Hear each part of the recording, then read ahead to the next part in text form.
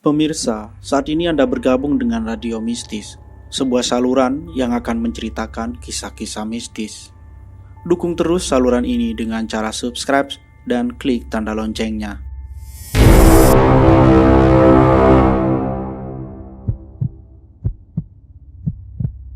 Suara desahan dari mulutku sendiri membuat diri ini muak.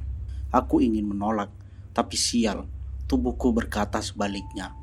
Hujaman demi hujaman yang dilayangkan membuatku menggelepar menahan rasa yang selama ini tak pernah aku rasakan.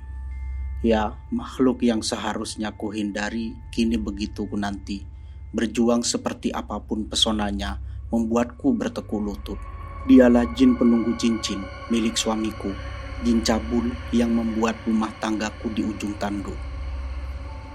Sore itu Bang Wildan pulang ke rumah dengan senyum yang terkembang, menciumi pipiku dengan mesranya, dan membawa seporsi martabak dari kesukaanku. Hal yang jarang sekali ia lakukan untukku, membuat perasaanku tak enak. Sayang, cakep nggak?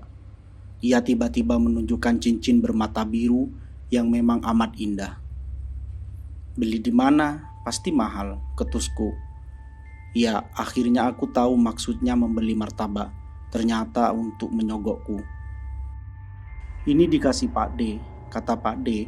Gara-gara cincin ini, istrinya berulang kali minta cerai. Suruh milih cincin atau istri ya. Pak D pilih istrinya. Oh, kalau nggak beli mah nggak masalah. Nih kok tumben beliin jajan, selidikku. Itu, tadi tiba-tiba ada yang nelpon. Kasih tip karena seneng motornya sekarang enak dipakai. Abang kira cincin ini bawa keberuntungan untuk abang. Wajah suamiku menjadi sumringah.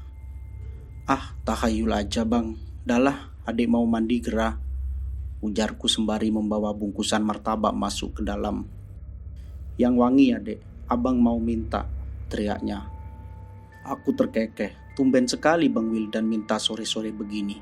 Mumpung belum punya anak, ya apa salahnya. Aku begitu bersemangat. Semua sudut di tubuhku kugosok supaya bersih. Mencuci rambut berulang kali biar wangi. Dengan menggunakan handuk berwarna pink, aku berlari menuju kamar tidur. Berniat menggoda suamiku yang pasti menunggu. Aku tercengang. Mataku mengedar ke segala sudut ruangan. Kosong. Bang Wildan tak ada di tempat. Dengan rasa kecewa aku masuk ke dalam kamar dan memakai pakaian dalam juga daster. Kakiku melangkah gontai, mencari ke semua sudut rumah. Tak ada seorang pun, hanya aku sendiri. Merasa emosi, aku meraih ponsel dan jariku mulai menggeser layar. Beberapa aplikasi menggulir dan berhenti di aplikasi hijau. Sayang, maaf abang tiba-tiba dapat panggilan. Oh iya, cincin abang taruh di kamar. Takut ditawar kawan. Aku menutup telepon dengan kesal. Entah kenapa keinginan itu begitu menggebu. Sudah seminggu ini Bang Wildan tak memberiku jatah. Ia selalu sibuk dengan pekerjaannya sebagai montir keliling. Seharusnya aku bersyukur karena suamiku pekerja keras dan pandai mencari uang. Tapi kadang keinginan untuk bercumbu datang menyiksaku. Ya, jarang dibelai membuatku uring-uringan. Tanpa menyentuh martabak pemberian Bang Wildan, aku langsung menuju kamar dan menutup pintu, merebahkan diri dengan keras di atas kasur. Meski perut lapar, aku menutup mata dan tangis itu tanpa sadar mengurai di ujung sudut mata.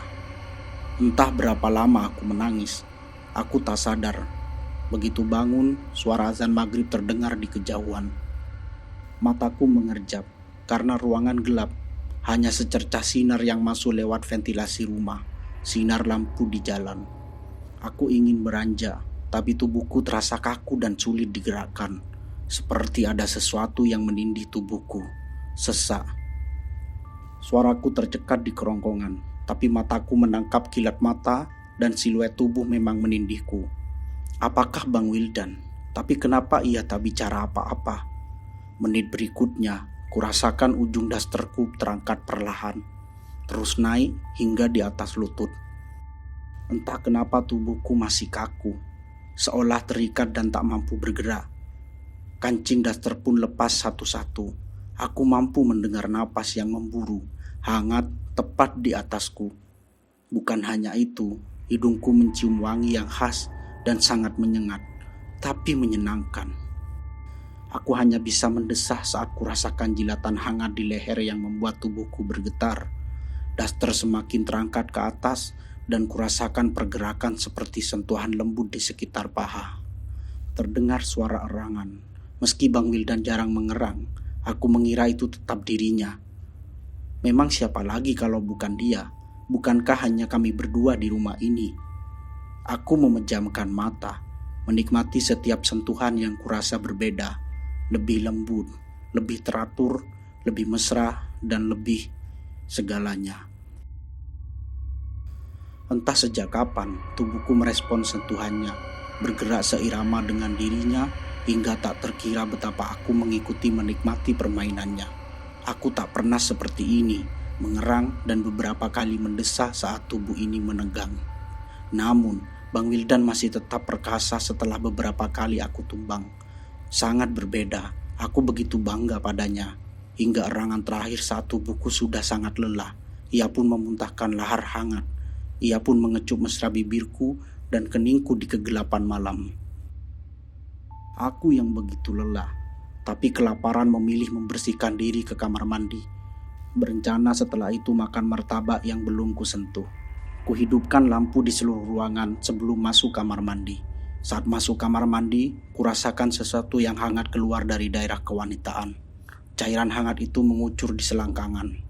Aku mengusapnya dan mataku seketika membola saat melihat cairan lendir di telapak tangan.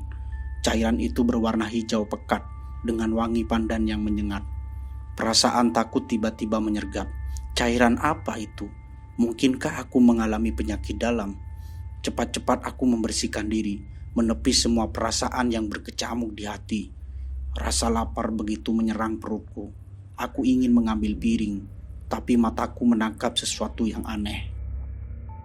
Martabak sudah tersedia di atas piring, beserta sendok dan segelas air putih. Aku mendekat dan bertanya dalam hati, apakah ini perbuatan Bang Wildan? Tanpa kusadari, senyum manis terkembang mengingat kejadian mesra barusan. Obat apa yang diminum Bang Wildan hingga ia jadi perkasa? Aku jadi bertambah cinta. Aku duduk dan makan dengan lahap. Kegiatan barusan memang amat menguras energiku hingga perut terasa lapar. Apalagi itu memang makanan kesukaanku, hingga lupa menawari suamiku makan. Baru saja hendak beranjak, ku dengar suara motor Bang Wildan di teras. Tak lama ku dengar ketukan dan ucapan salam. Aku segera beranjak dan berlari kecil menyambutnya. Pikirku, mungkin setelah kegiatan barusan, ia keluar membeli rokok. Waalaikumsalam Bang, sambutku dengan senyum sumringah menyambutnya. Bang Wildan tersenyum senang. Mandi lagi dek, saking cintanya sama abang. Malam-malam pun mandi, ujarnya sambil mengecup keningku sayang. Oh iya Bang, mandi dulu. Adek tunggu di kamar ya. Capek abis benerin motor, tapi bayarannya lumayan. Aku termangu mendengar penuturan Bang Wildan.